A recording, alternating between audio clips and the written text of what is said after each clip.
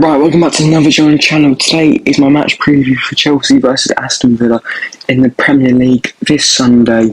First game of December, when the games start to come thick and fast, they start to get a bit hectic. Yeah, we're going to be playing left, right, centre, and this is a really important run for us.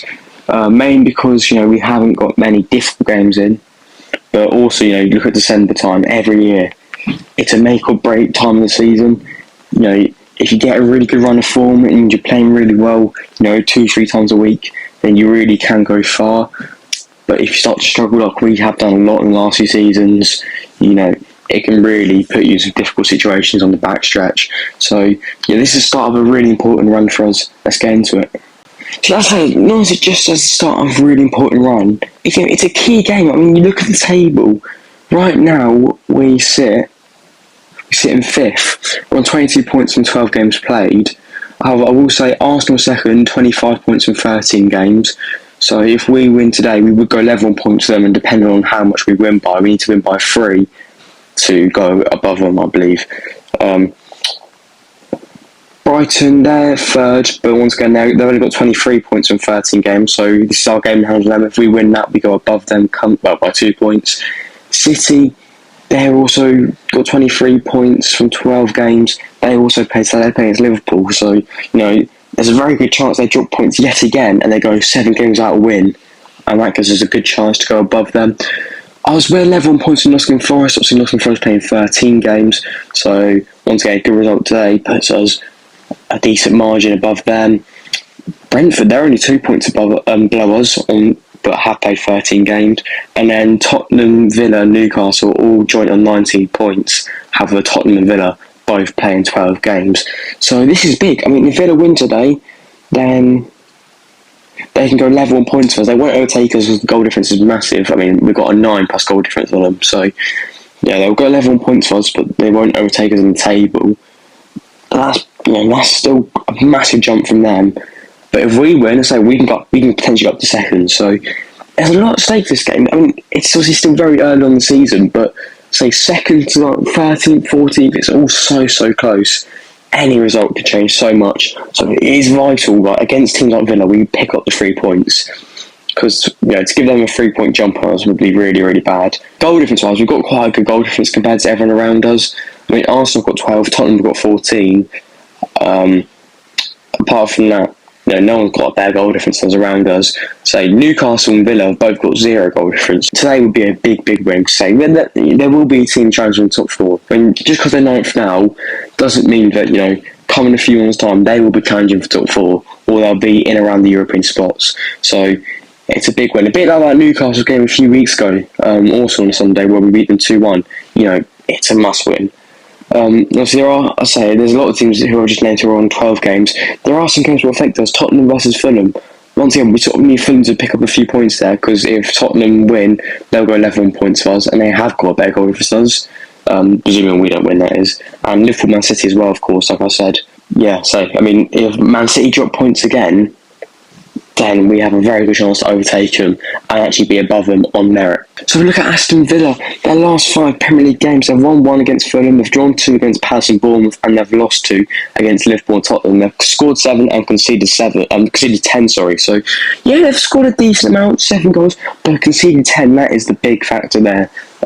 They are shipping goals, and they've had. In the last 5 Premier League games, struggling to get a win. They haven't won a game in November in all competitions. Obviously, they did play midweek against Juventus. Unlucky to not get a win there, to be fair. They should have won it. Unlucky with the VAR decision. They're not in a good run of form right now, Villa. So, we really do need to make the most of that. Put a few goals past them and get the 3 points. Conceded 10, that's a big factor. You look at our last 5 games. We've won 2, so we've won 1 more. We've drew the same amount of games, we've drawn 2, but we've only lost 1. We've actually scored the same amount of goals. The big difference is they've conceded 4 more than us. We've only conceded 6, and we've scored 7. And if you look at our fixtures as well, we lost to Liverpool, drew to Arsenal, Man United, and we also beat Newcastle. Of course, them 4 really good teams. The only real anomaly of that is Leicester, who also we beat last weekend, first game back from the international break. So, form-wise, you look at our form: 2 wins, two draws, 1 loss in the Premier League. It's not like perfect form, but it's a lot better with where they are at right now. So they're on a different form. We do need to make the most of that. You better have 10 points though this season from 4 away games. Meanwhile, we've only had 9 points from 6 home games. So when you put it like that, it's not as close as you maybe thought it would be. But they got a few wins at the start of the season away from home, and that boosted that stat up a lot. The last 5 head-to-head games between us two, we've won 1, they've won 2, and we've drawn 2. So, it's a tricky one. I mean, even look at their form at Stamford Bridge. Inside 90 minutes, they're unbeaten in the last 4 games at Stamford Bridge against us. You look at the stats, it's not like... Look at Aston Villa, they're struggling right now. We're doing pretty decent. But their actual head-to-head against us, and actually going to Stamford Bridge, isn't too bad. And this is a chance for Maresca to show where we're different to where we have been the last few years. Like, you look at that Leicester game last week, we won that game. In previous years, I think we do lose that game. This could be one of those games. This can't be a game like Palace or Forest where we drop points, don't play great, bit sloppy, bit stupid. This has to be a game. It has to be a win. This has to be a win. We have to come out, play well, and we have to win this game, I believe, against a Villa side who, as I said, they're not playing dreadfully, but they are out of form. They're not as good as they like to be. Aston Villa themselves are expecting the return of Amdu and Nana back from injury, and the only player missing should be Jacob Ramsey, I believe. Boubacar Kamara is a potential doubt as well. I think he's coming back from injury, I believe. I'm not totally sure, but that's what I think. And a potential concern about the game for Maresca, which you pointed out in the press conference, is that I mentioned it earlier. Aston Villa said they played Juventus on Wednesday.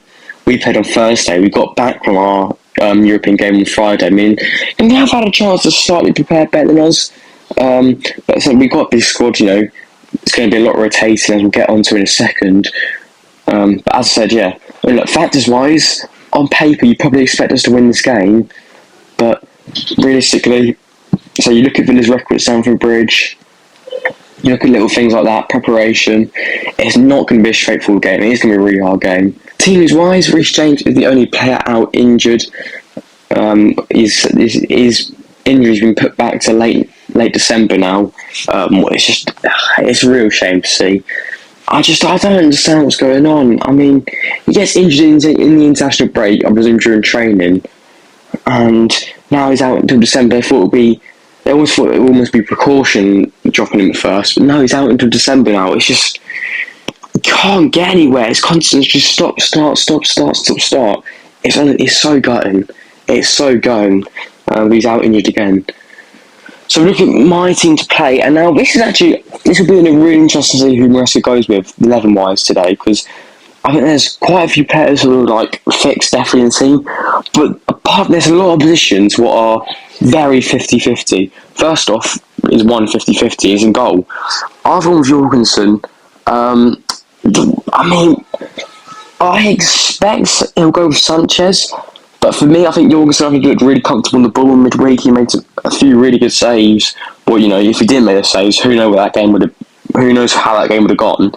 I think in general in the Conference League, Jorgensen's looked really good. I think there's been a few times where he's made some really good saves, teams and games. His only real negative performance was in the League Cup against Newcastle. Apart from that, I think Jorgensen's been really solid so far. So this could be the chance for Jorgensen to step up and perform. Obviously, Robert Sanchez is a tricky one. He's just so inconsistent. He makes some really good saves, and you think, he's kept us in the game today. He's played really well. But then 2 seconds later, he'll just find a way to throw it away.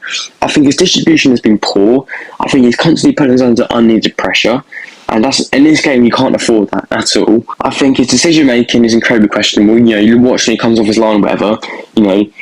He's just absolutely reckless. So I think if Maresca does go with Sanchez today, I wouldn't be surprised. I wouldn't be mad, to be honest. But this would have to be make or break for Robert Sanchez. This would have to be a chance he has to prove himself. I have said I will start Jorgensen personally. Right back, if he's ready to start, I'd go with Gusto. Obviously, there is some concerns over that. Obviously, coming back from injury, but it's believed he should be fine to play. So I would play Gusto if he can play. Obviously, if not, you probably move Fafana out to right back. But as I have said, Gusto can play. I'd put Fafana and Cole centre backs, pretty clear. I mean, Banishil played decent last week against Leicester. Overall, Tossins looked alright, Disasi looked alright, but them two, they're the starting centre backs. I'm pretty comfortable with them two. They're looking better and better together as the season goes by. I'm quite happy with the finding Cole centre back partnership and left back Cucurella. I think Cucurella, that back four, as of right, when Reece James out injured, that back four is probably one of the easiest decisions you've got. I think all of them are pretty comfortable decisions. Cucurella's a definite. Cole and Fafana are pretty much definites. Gusto, when James is out, Gusto's a definite, so that back four is a pretty comfortable selection wise.